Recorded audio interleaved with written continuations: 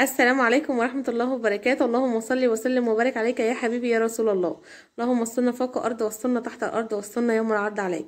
النهاردة بقى أسئلة كده دينية، حبيت بقى أسألهم كده وخليكم بقى معايا، شوفوا الفيديو بقى للآخر. أول سؤال معانا النهاردة، كم عدد أولاد الرسول؟ كام؟ 3. صح. صح يا حمو. يلا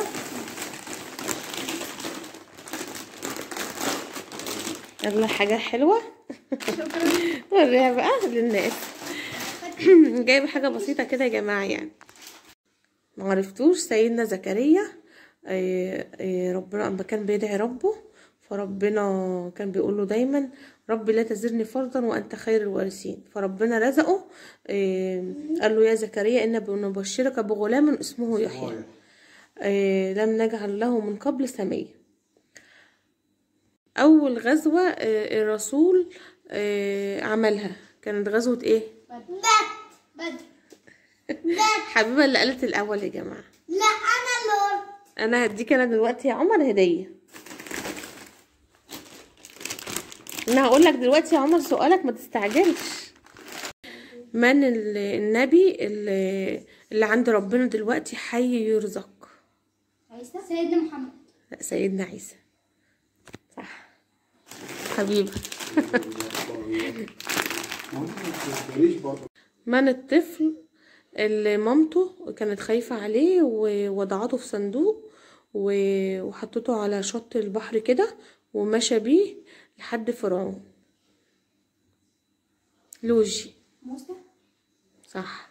ربنا سبحانه وتعالى قال بسم الله الرحمن الرحيم وأوحينا إلى أم موسى أن ارضعيه وألقيه في اليم ولا تخافي ولا تحزني فإن ردوه إليك وجعله من المرسلين. صدق الله العظيم. ماشي يا لوجي. يلا السؤال اللي بعد كده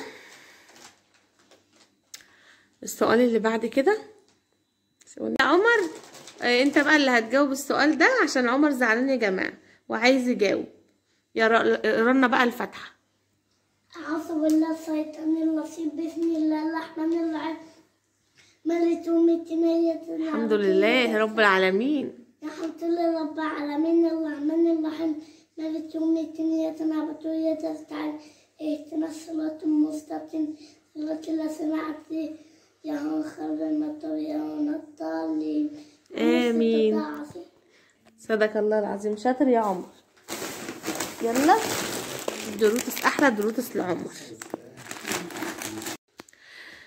من النبي اللي مشي على المية ومشي عليها عادي؟ نوح. أحمد. سيدنا نوح. امتى؟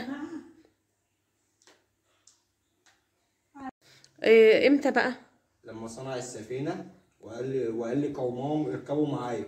فالقوم اللي هم آمنوا بيه ركبوا معاه واللي ما آمنوش لا غرقوا. وابنهم كانوا من المشركين.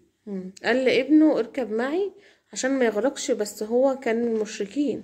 صح. ماشي يا احمد اتفضل. ايه رايكم النهارده في الفيديو يا جماعه؟ أيوة. احنا كنا هنقول اسئله كمان يا حبايب قلبي، بس اذان الفجر هيأذن واحنا هم عايزين ياكلوا الحاجه الحلوه قبل ما يأذن ويشربوا ميه، فاحنا كده ايه الفيديو بتاعنا خلص. يا رب بقى النهارده ان شاء الله الفيديو يكون عجبكم ونال اعجابكم كده، وان شاء الله هنعمل لكم برده فيديوهات تانية بس هتبقى اطول من كده. ويا رب تكونوا استفدتوا باي حاجه مننا او يعني عجبكم الفيديو حتى لو اي حاجه في المية كده. تعليقاتكم بقى ما تنسوهاش، لايكاتكم الجميله. وشكرا لكم على دعمكم لينا، والسلام عليكم ورحمه الله.